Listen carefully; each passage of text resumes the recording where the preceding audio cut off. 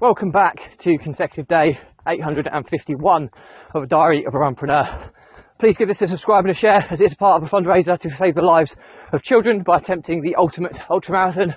All the information is in the link in the comments below. Thanks for your support, and let's get started.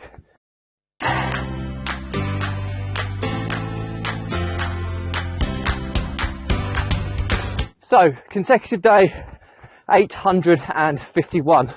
I've got a car behind me, so bear with me a second, of a diary of a Runpreneur. And yeah, today it has been a bit of a manic day. I'm probably a little bit late in doing this, but as a property professional who owns a portfolio of houses, we have to constantly keep on top of our mortgage repayments and whether they're fixed or variable. Now, I'm not going to talk through the ins and outs of how mortgage rates work and all that side of things, but the general preface is that the government is in a little bit of turmoil in the UK. And again, I'm not an economist, but the value of the pound has dropped considerably. Interest rates are rising quite aggressively now, and the cost of living is shooting up through inflation. So that all spells to quite a lot of negative press, and certainly spells a potential recession if we're not already in a recession, as many believe we are. So the issue is that a large number of my properties have been on variable rates, which basically means they're linked to interest rates. So when interest rates rise, my monthly payments go up. If interest rates fall, my monthly payments would fall. And that was great for the past number of years, as interest rates have been at an all-time record low. And I always knew this time would come when they increased and we needed to move. So we've been working quite aggressively, as we feel now is the time. There's enough evidence to suggest that the interest rates are going to continue to go up and possibly reach maybe 4% by the end of next year, and possibly even higher. Now, based on just the way of the world, I don't think it will go too much higher than that. I'm not an expert here, but just that there are a lot of people struggling financially, a cost of living crisis, all these types of things at this moment in time. As soon as you whack interest rates up, homeowners who are struggling already, and then all of a sudden those that have got variable interest rate, variable tracked mortgages, are going to be really struggling, because their rates are going to go higher. People with big properties have had hundreds of pounds of increase in cost every month just because of the interest rate change.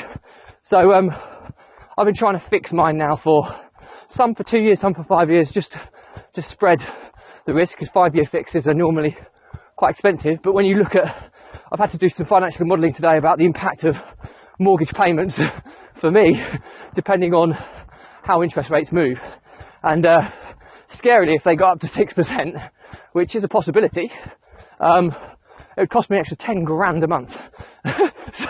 so clearly there's enough warning sign there to take action and ensure that I get certainly a proportion of the portfolio fixed, as I look at each case on a case-by-case basis. So today's events have been back and forth with my broker, trying to find the best rates for the best situation, the best lender that meets my criteria, all these types of things that an experienced broker will be able to deal with. And then added to the fact that due to what's going on in the economy and the value of the pound dropping considerably against the US dollar, there's so many lenders that are pulling their products. They're just not convinced on the stability of the market, and they're looking at reevaluating the economic climate before releasing new rates that are likely to be more expensive. So we've had 5:30 deadlines for the last couple of days in getting applications at least into decision in principle stage. So yeah, it is chaos at this moment in time. But you know what? I've got other business income and things like that as well that hedge me for these types of scenarios. So although I'm not mad on diversification, I like to have investments in things like real estate, property, etc. I like to have business related income so that I'm sufficiently hedged should something go wrong. So I'm not always reliant on a single revenue stream. I think that's the important lesson here. So yeah, love to hear people's thoughts on what's happening in the UK economy and what you're doing about it, because there's a lot of people burying their heads, and they're going to get bitten very hard if they're not very careful. So as always, any comments, drop me a line. I'll respond to everyone. Before I go, the moral to today's story is, you know, look ahead, plan, contingency plan financially. The importance of multiple streams of income. If you're reliant on a single source of income, for example, if you're working as an employee, you lose your job, your total income's wiped out. If you have multiple streams of income, it takes time and effort to build that, then should something happen to one, you're still sufficiently earning an income so that you can get yourself back on your feet.